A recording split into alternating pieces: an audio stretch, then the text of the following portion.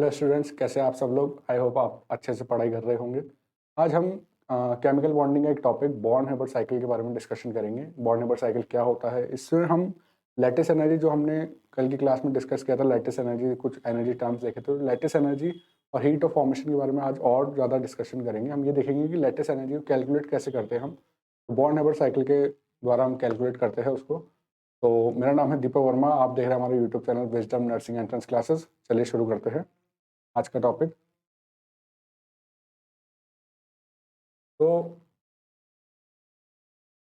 Lattice energy और heat of formation के बारे में हमने कल भी डिस्कशन किया था। लैटिस एनर्जी क्या क्या होती है कि जब भी कोई आयनिक कंपाउंड फॉर्म होगा, तो आयनिक कंपाउंड जो अपने आयंस, गैशियस आयंस से उनके बीच में फोर्स ऑफ अट्रैक्शन होगा, उनसे जब आयनिक कंपाउंड बनेगा तो जो एनर्जी रिलीज होगी वो क्या होगी, lattice energy.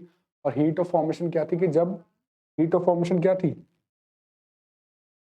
Heat of formation ये थी कि जब जो एलिमेंट्स है वो अपनी प्योर स्टेट में हो,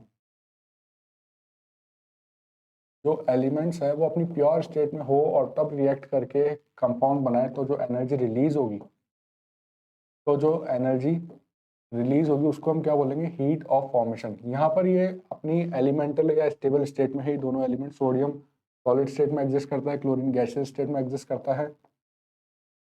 तो ऐसा है, अगर ऐसे रिएक्ट करके कंपाउंड का फॉर्मेशन हो रहा तो जो एनर्जी रिलीज होगी उसको हम क्या बोलेंगे, हीट ऑफ फॉर्मेशन।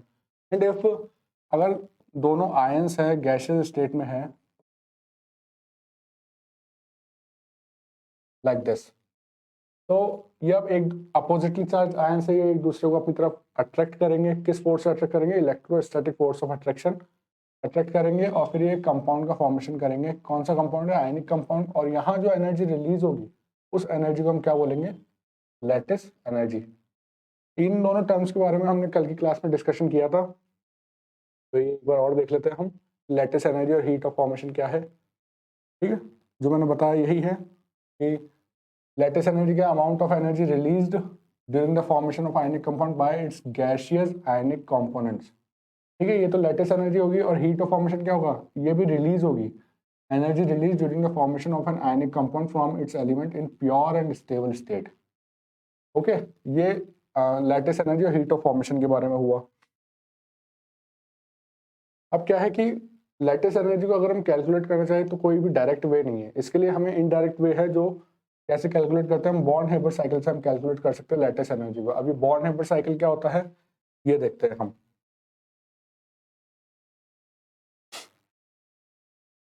जैसे हम एक बार थोड़ा डिस्कशन करें अगर इसके बारे में, तो यहाँ पर अगर हम हीट ऑफ फॉर्मेशन के लिए लिखते हैं, ये सॉलिड फेज में है और ये गैसियस फेज में है। ओके, यहाँ ये आयनिक कंपाउंड का फॉर्मेशन हुआ जो कि सॉलिड है और स्टेबल है। ठीक है, आयनिक कंपाउंड का फॉर्मेशन होता है क्यों, स्टेबिलिटी गेन करने के लिए होता है। अब क्या होगा कि है ना, जब लैटिस एनर्जी रिलीज हो रही थी तो वो आयनिक कंपोनेंट्स के अट्रैक्ट होने से रिलीज हो रही थी, तो इसको आयन में कन्वर्ट करने के लिए पहले गैस में कन्वर्ट करेंगे। अब सॉलिड से गैस में डायरेक्ट कन्वर्ट करने के लिए हमने एक एनर्जी टर्म पढ़ी थी, दैट इज सब्लिमेशन एनर्जी। तो यहाँ हमें इसे सब्लिमेशन एनर्जी देनी होगी to convert this in gaseous phase. तो यहाँ ये गैसियस फेज में कन्वर्ट हो गया, ठीक है। अब गैसियस फेज में कन्वर्ट करने के बाद इससे हमें इलेक्ट्रॉन रिलीज करवाना है। इलेक्ट्रॉन जो इससे लूजली अटैच है उसको हमें रिलीज करवाना। तो वो रिलीज करने के लिए जो हम एनर्जी दे रहे थे उस टर्म को क्या डिस्कस किया था हमने, उस टर्म को डिस्कस किया था हमने आयनाइजेशन एनर्जी। यहाँ पर हमें इसने एक इलेक्ट्रॉन लूज करेगा और एक इलेक्ट्रॉन हमें ये मिल जाएगा, और ये गैसियस फेज में। तो सोडियम आयन तो मिल गया हमें गैसियस फेज में। अब यहाँ पर क्या है कि क्लोरीन का मॉलिक्यूल है, मतलब कि अगर देखें तो ये ऐसे है, और हमें सिर्फ एक ही आयन चाहिए, तो मतलब कि हमें इनके बीच का ये बॉन्ड ब्रेक करना होगा। तो ये बॉन्ड ब्रेक करने के लिए हमें बॉन्ड डिसोसिएशन एनर्जी देनी होगी। ये टर्म भी हमने कल डिस्कस की थी, ठीक है। तो ये बॉन्ड ब्रेक करने के लिए हमें बॉन्ड डिसोसिएशन एनर्जी देनी होगी, बॉन्ड डिसोसिएशन एनर्जी। अब यहाँ पर हाफ मॉलिक्यूल है तो बॉन्ड डिसोसिएशन एनर्जी भी हाफ देंगे। तो यहाँ पर हमें क्या मिल जाएगा, Cl मॉलिक्यूल मिल जाएगा, गैसियस फेज में था ऑलरेडी, तो ये गैसियस फेज में हमें मिल गया। अब आयन में कन्वर्ट करवाना है, तो फिर ये इलेक्ट्रॉन अपने आप एक्सेप्ट कर लेगा। इसके वैलेंस शेल में कितने इलेक्ट्रॉन्स होते हैं, क्लोरीन का एटॉमिक नंबर 17, तो 2 8 7, वैलेंस शेल में 7 इलेक्ट्रॉन्स है। ओके, 7 इलेक्ट्रॉन्स है तो वो एक इलेक्ट्रॉन खुद एक्सेप्ट कर लेगा, इलेक्ट्रॉन खुद एक्सेप्ट करेगा तो एनर्जी रिलीज होगी। यहाँ पर ये इलेक्ट्रॉन एक्सेप्ट करेगा तो एनर्जी रिलीज होगी। उस एनर्जी को क्या कहा था हमने? उस एनर्जी को कहा था इलेक्ट्रॉन एफिनिटी। इलेक्ट्रॉन एफिनिटी कहा था, यहाँ पर ये इलेक्ट्रॉन एक्सेप्ट करके क्लोराइड आयन बना लेगा। ठीक है, अब क्या होगा, ये दोनों आपस में ये आयंस मिल गए हमें गैसियस फेज में, तो ऑलरेडी गैसियस फेज में था तो ये यहाँ गैसियस फेज में ही है। अभी अपोजिटली चार्ज आयंस है ये और ये दोनों एक दूसरे को अट्रैक्ट करेंगे और हमें ये कंपाउंड का फॉर्मेशन मिल जाएगा। ठीक है, यहाँ पर एनर्जी रिलीज हो रही थी कौन सी? Heat of formation. और यहाँ जो एनर्जी रिलीज होगी वो कौन सी होगी? Lattice energy. तो अगर हम इनको कंपेयर करें, heat of formation, lattice energy और जो बाकी सारी एनर्जीज जो यूज में आई, तो हम कैसे लिख सकते हैं कि heat of formation is equals to, कौन कौन सी एनर्जी देनी पड़ी हमें? सबसे पहले हमें एनर्जी देनी पड़ी सब्लिमेशन एनर्जी। ये जो एनर्जीज हमें देनी पड़ी वो प्लस में लिखेंगे और जो एनर्जी रिलीज हुई उसको हम माइनस में डिनोट करेंगे। ठीक है, तो सबसे पहले हमने एनर्जी दी सब्लिमेशन एनर्जी, उसके बाद हमने दी आयनाइजेशन एनर्जी, फिर आयनाइजेशन एनर्जी के बाद बॉन्ड डिसोसिएशन एनर्जी दी हमने, बॉन्ड डिसोसिएशन एनर्जी। फिर उसके बाद क्या हुआ? इलेक्ट्रॉन एफिनिटी रिलीज हुई। जो एनर्जी रिलीज हुई उसको क्या कहा हमने? इलेक्ट्रॉन एफिनिटी, और वो रिलीज हुई इसलिए उसको माइनस में लिखेंगे, इलेक्ट्रॉन एफिनिटी। और फिर लैटिस एनर्जी, जब लैटिस कंपाउंड का फॉर्मेशन हुआ तो लैटिस एनर्जी रिलीज हुई तो उसको भी हम माइनस में शो करेंगे। ओके, तो यहाँ से हम कैलकुलेट कर सकते हैं, जैसे अगर लैटिस एनर्जी पूछ लिया तो बाकी सारी एनर्जी टर्म्स हमें क्वेश्चन में दे रखी होगी। लैटिस एनर्जी पूछे तो हम इसको कैलकुलेट कर सकते हैं, या फिर सिर्फ हीट ऑफ फॉर्मेशन पूछे तो बाकी सारी टर्म्स दे रखी होगी, हम उसके अकॉर्डिंग हीट ऑफ फॉर्मेशन या लैटिस एनर्जी को कैलकुलेट कर सकते हैं। तो ये इनडायरेक्ट वे था। जैसे जो अभी साइकिल हमने डिस्कस किया वो यहाँ पर है, आप यहाँ पर देख सकते हैं सोडियम सॉलिड फेज में था, इसको गैसियस फेज में कन्वर्ट करने के लिए सब्लिमेशन एनर्जी दी, फिर आयन में कन्वर्ट करने के लिए आयनाइजेशन एनर्जी दी। ऐसे यहाँ पर इसके बॉन्ड को ब्रेक करने के लिए कौन सी एनर्जी दी? Bond dissociation energy. Bond break हो, ये ऑलरेडी गैसियस फेज में था, ये खुद इलेक्ट्रॉन एक्सेप्ट कर लेगा तो इलेक्ट्रॉन एफिनिटी, क्या कहेंगे उस टर्म को? Electron affinity. इलेक्ट्रॉन इसने एक्सेप्ट किया तो एनर्जी रिलीज होगी। ठीक है, अब ये दोनों आपस में कंबाइन करके यही कंपाउंड फॉर्म करेंगे तो एनर्जी रिलीज होगी। उस एनर्जी को क्या बोलेंगे? उस एनर्जी को हम बोलेंगे लैटिस एनर्जी। और ये जो इनकी प्योर और स्टेबल स्टेट में जब इन्होंने कंबाइन किया तो जो एनर्जी रिलीज हुई उसको क्या कहा? उसको कहा गया heat of formation. Okay, next जैसे हम अब ये जैसे क्वेश्चन है, इसमें हमें देखना है कि कौन कौन सी एनर्जी क्या क्या डिस्कस हुई है। ठीक है, अब जैसे कि यहाँ पर देखें मैग्नीशियम सॉलिड फेज में एग्जिस्ट करता है और ऑक्सीजन गैसियस फेज में एग्जिस्ट करती है। ये दोनों जब आपस में रिएक्ट किया इन्होंने तो मैग्नीशियम ऑक्साइड ये हमारा कंपाउंड बना। ठीक है, अब यहाँ पर पूछा है कि ए क्या है? ए क्या है? जब इन्होंने कंबाइन किया तो जो एनर्जी रिलीज होगी उसको हम क्या कहते हैं? Heat of formation. तो अगर हम ए लिखे, यहाँ लिख लेते हैं, ए क्या है? ए तो होगी हीट ऑफ फॉर्मेशन। ओके, ये तो ए हो जाएगी। अब जैसे हम देखें कि ए तो हो गई, अब बी देखते हैं। बी, इसको सीधा गैसियस फेज में कन्वर्ट किया है तो बी क्या होगी? Sublimation energy. तो b is equals to sublimation energy, जो कि हमें देनी पड़ेगी, सब्लिमेशन एनर्जी। ठीक है, अब सी अगर हम डिस्कस करें तो सी क्या होगी? गैसियस फेज में ही है लेकिन इससे एक इलेक्ट्रॉन निकाला। यहाँ पर Mg था, यहाँ पर Mg प्लस हुआ है। Mg था, Mg प्लस कब होगा? जब इससे एक इलेक्ट्रॉन एक्सट्रैक्ट कर लिया जाएगा।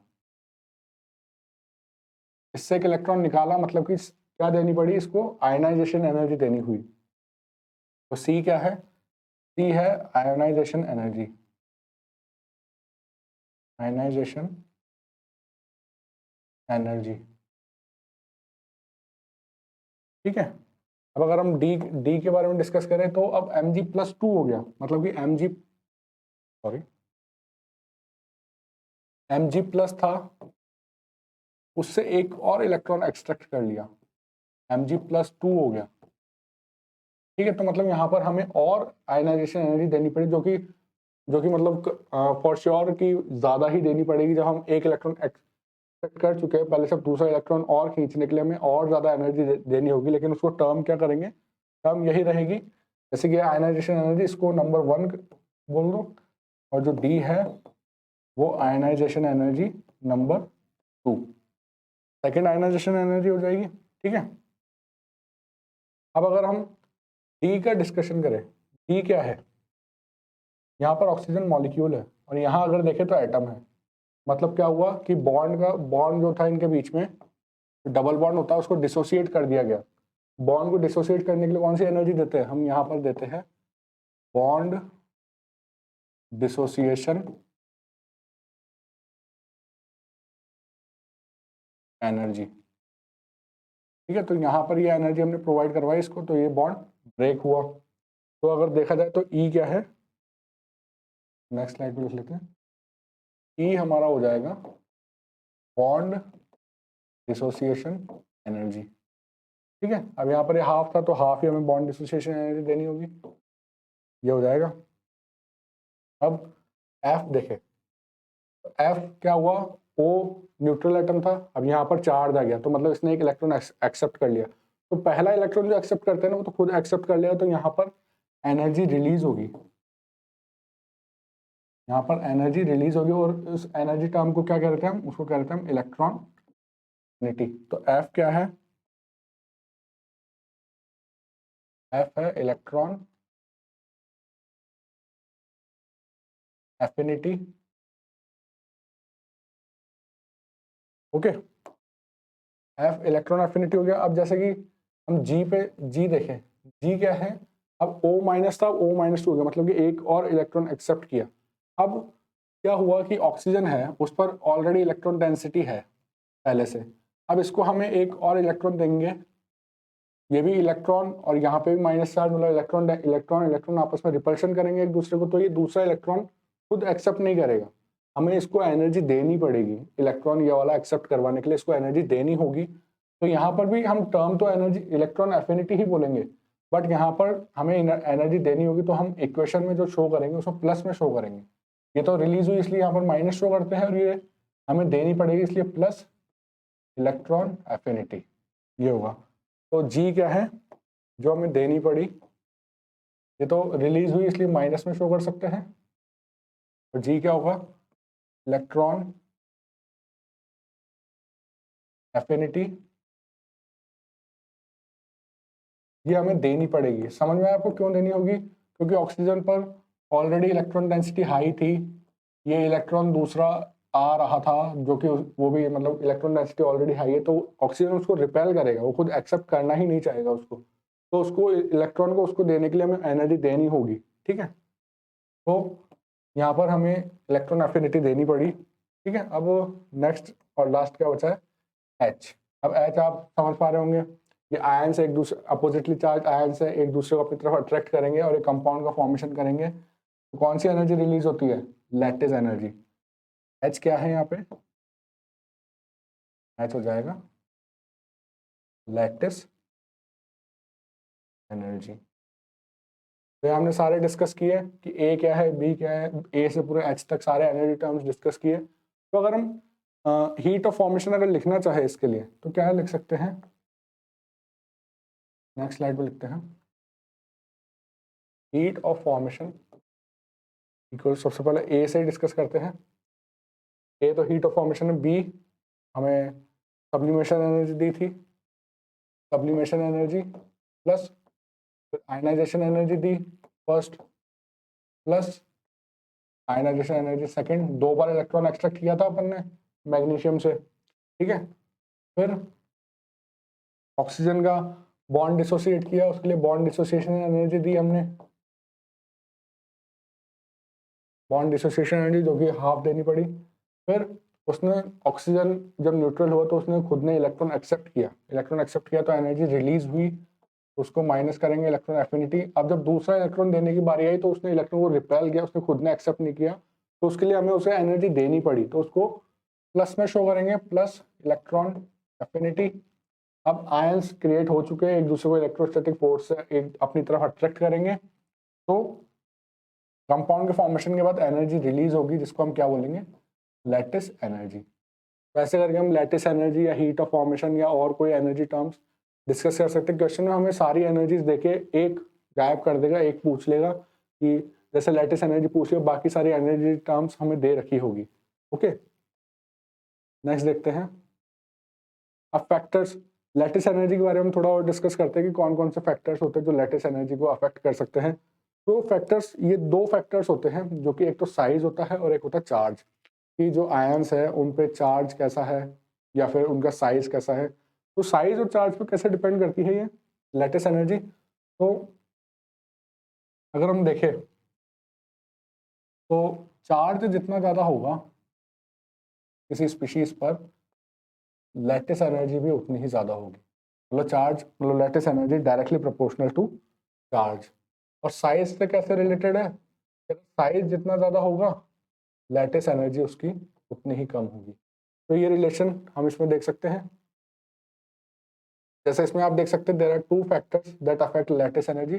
First one is charge on cation, ठीक है, कैटायन और anion. First one is charge on cation और anion, and the second one is size of cation और एनायन।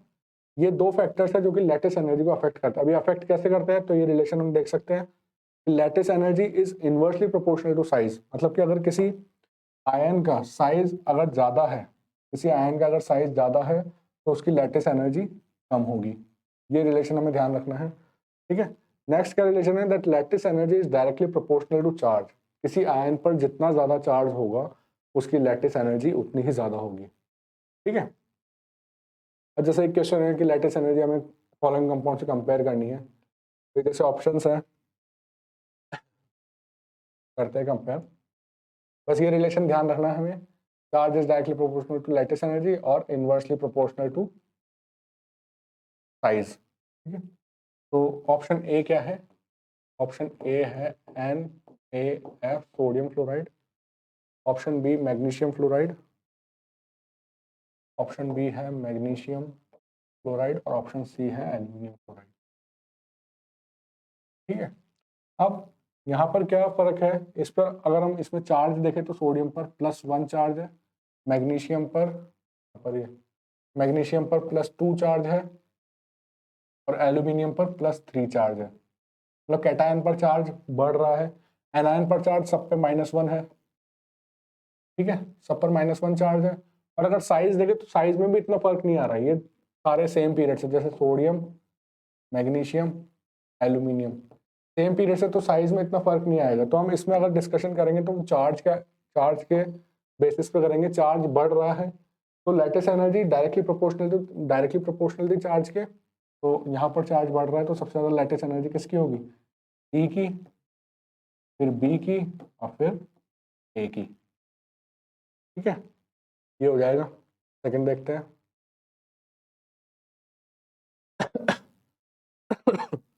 सेकंड है Na2O, option B, option B है मैग्नीशियम ऑक्साइड, ऑप्शन सी है aluminium oxide, Al2O3। तो यहाँ पर अगर हम देखें तो कैटायन पर यहाँ पर चार्ज +1 है और ऑक्सीजन पर चार्ज कितना है, -2। यहाँ पर मैग्नीशियम पर अगर हम चार्ज देखें तो कितना है, कैटायन है +2 और ऑक्सीजन पर -2। यहाँ पर अगर एल्यूमिनियम पर चार्ज देखेंगे, एल्यूमिनियम पर चार्ज कैसे निकालेंगे, इसको x माना हमने, x और है कितने 2 लिख देंगे, प्लस ऑक्सीजन कितने 3, ऑक्सीजन पर चार्ज कितना होता है -2 is equals to 0, 2x -6 is equals to 0। तो कितना आ जाएगा एल्यूमिनियम पर चार्ज, एल्यूमिनियम पर चार्ज आ जाएगा +3 और ऑक्सीजन पर -2 ही है। तो अब यहाँ पर देखिए तो साइज सेम है, सेम पीरियड से सोडियम, मैग्नीशियम, एल्यूमिनियम, ठीक है, सेम है और ऑक्सीजन पे चार्ज भी सेम है, बट कैटायन का चार्ज यहाँ पर डिफर कर रहा है। यहाँ पर +1 है, यहाँ पर +2 है, यहाँ पर +1, यहाँ +2 और यहाँ पर +3। तो क्या रिलेशन देखा था हमने, that lattice energy is directly proportional to charge, directly proportional to charge. तो लैटिस एनर्जी सी की सबसे ज्यादा होगी, सी की, देन बी की, देन ए की, ये हो जाएगा। नेक्स्ट देखते हैं हम Li2O and Li3N।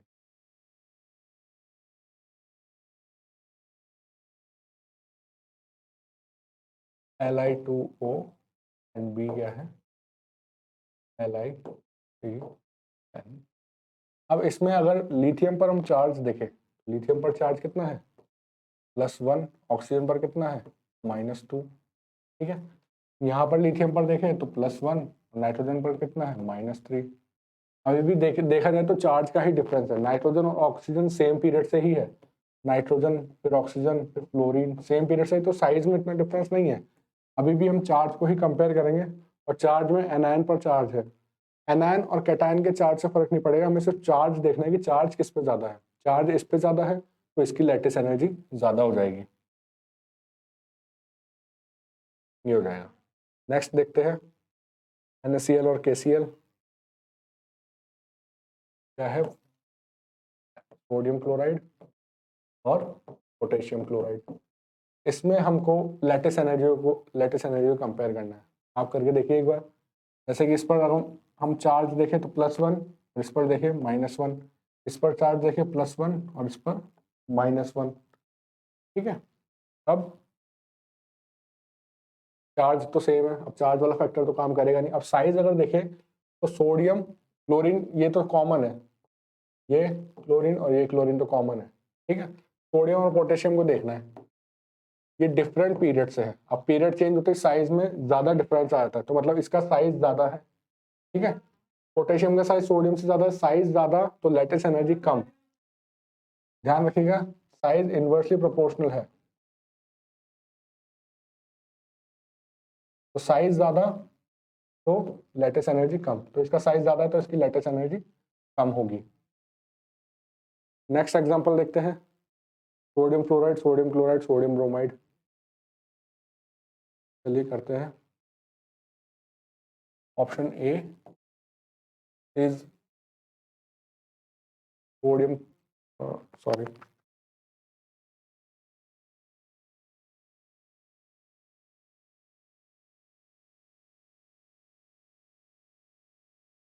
Option A sodium chloride, option B sodium chloride, option C is sodium.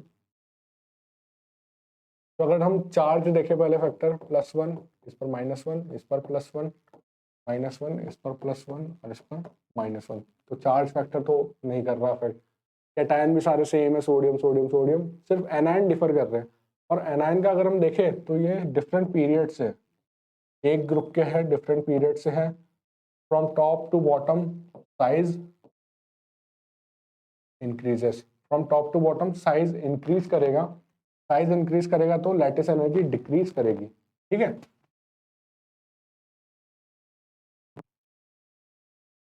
Size increase करेगा तो लैटिस एनर्जी डिक्रीज करेगी, तो साइज ब्रोमीन सबसे ज्यादा तो इसकी लैटिस एनर्जी सबसे कम होगी, तो ऑर्डर हो जाएगा ये। मतलब कि लैटिस एनर्जी अगर हम देखें तो ए की सबसे ज्यादा होगी, फिर बी की एंड देन सी की। Next sodium fluoride and magnesium chloride. Option A is sodium fluoride and option B is magnesium chloride. आप ट्राई करिए एक बार वीडियो पॉज करके। चलिए मैं देखते हैं, हम देखते हैं अब। सोडियम पर चार्ज +1, क्लोरीन पर -1, क्लोराइड, ठीक है। मैग्नीशियम पर +2, ये चार्ज कैसे निकाला, मैग्नीशियम को X माना, ठीक है। क्लोरीन पर चार्ज कितना होता है, -1, ये -1 से मल्टीप्लाई किया, 0, x -2 = 0, तो x = कितना आया, +2। तो ऐसे करके मैग्नीशियम पर +2 आता है, ठीक है। आपको अगर किसी वीडियो में कुछ भी मतलब कंफ्यूजन हो तो आप कमेंट सेक्शन में लिखकर बता सकते हैं कि हमें ये समझ में नहीं आया, हम उस पर डिटेल डिस्कशन और कर लेंगे, ठीक है। इस पर +2 और इस पर -1, ठीक है। अब पहली नज़र में अगर देखें तो चार्ज से ही हो रहा है कि चार्ज यहाँ पर +1 है और यहाँ पर +2, तो चार्ज से हो गया। बट अगर हम थोड़ा और डीप जाए तो यहाँ पर अगर हम एनायन देखें तो यहाँ पर कौन सा एनायन है, यहाँ पर फ्लोराइड एनायन है और यहाँ पर क्लोराइड। क्या कहना चाह रहे हो? यहाँ पर ये है कि ये दोनों डिफरेंट पीरियड से हैं, सेम ग्रुप के हैं, क्लोरीन क्लोरीन डिफरेंट पीरियड से, तो मतलब साइज डिफरेंस है, ऊपर से नीचे जाने पर साइज बढ़ता है, मतलब क्लोरीन का साइज ज़्यादा है, तो यहाँ पर साइज फैक्टर भी डिफरेंट है। तो यहाँ पर दोनों फैक्टर्स आ रहे हैं, बोथ फैक्टर्स आर हियर।